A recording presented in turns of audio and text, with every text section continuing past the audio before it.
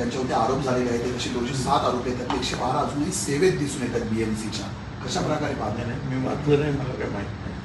दिवसांनी तुम्ही मुंबईचं मेयर होता, ते गाड्यांची एवढी खरेदी वगैरे खरंच गरजेची असते का की इतकी लक्झरियस हवे आहेत वगैरे? तरी मुंबई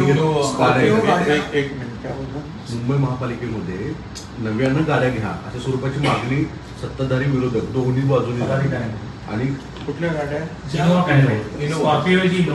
स्कॉर्पिओ आता सध्या आहे, तर त्याऐवजी इनोवा क्रिस्टा हवी. कोणासाठी?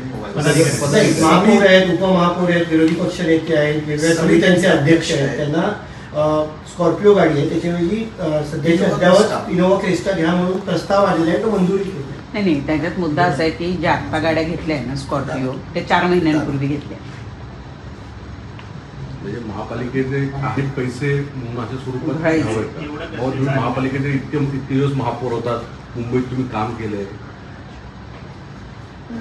ठीक आहे. पूर्वीचं काय अंबॅसेडर सुरू केलं,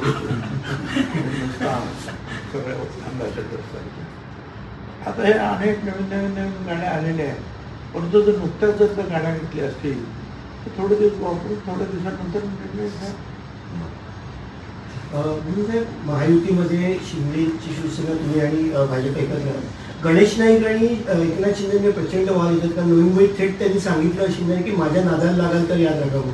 इतक्या विकोपाला कसा वाद मित्रपक्षांमध्ये जातो? आता मला काय वाचलं ते मुख्यमंत्री त्याच्यात पाहतील काय करायचं. शेवटी या राज्याचे आणि आमच्या सगळ्यांचे प्रमुख ते आहे, आणि असले वाद जर असेल तर ते निश्चितपणे लक्ष घालून ते मिटवतात.